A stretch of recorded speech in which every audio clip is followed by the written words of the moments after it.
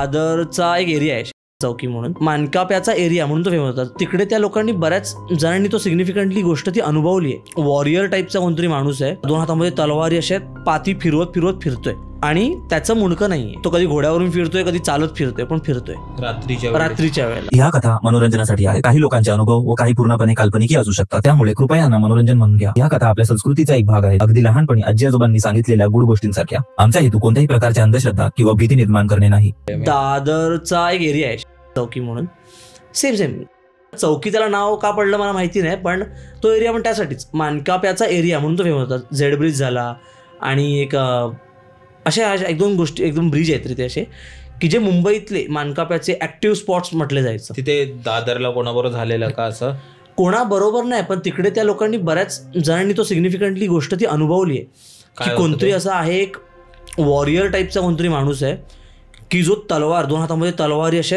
पाती फिरवत फिरवत फिरतोय आणि त्याचं मुंडकं नाहीये. रात्रीच्या वेळेला त्याचं मुंडकं नाहीये. तो कधी घोड्यावरून फिरतोय, कधी चालत फिरतोय, पण फिरतोय. हे बऱ्याच जणांनी अनुभवलेलं आहे आणि ह्या अर्बन लेजेंड्स आहेत, बट ऑब्वियस.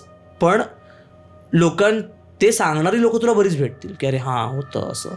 जसं तो ह्याचा माटुंग्याचा जो ब्रिज आहे ना, झेड ब्रिज, असं म्हणतात की तो ब्रिज ना कधी संपतो असं वाटतच नाही. म्हणजे असं वाटतं की अरे हा संपत का नाही आहे ब्रिज. त्या ब्रिजवर चालताना नेहमी एक भीती वाटते असं तिकडच्या बऱ्याचशा लोकांना. आणि हे मला पर्सनली बऱ्याच लोकांनी सांगितलं की अरे नाही, तो ब्रिजवर तू चालशील ना तुला जाणवेल की नाही कुछ तो क्रिपी है आजूबाजू में. ती जागा तशी आहे. तसा आमच्या तिकडचा तो एक एरिया आहे की त्या भागामधून मानकाप्या फिरायचा. एक देवीचा मांड आहे खाली, त्या मांडच्या जस्ट आधीपर्यंत आणि त्याने पुढून एवढा एरिया, असा तो एरिया फिरायचा तिकडे मानकाप्या, असं खूप म्हटलं जातं म्हणजे आमच्या एरियामध्ये वगैरे. पण तिकडनं त्या गोष्टींच्या बाबतीत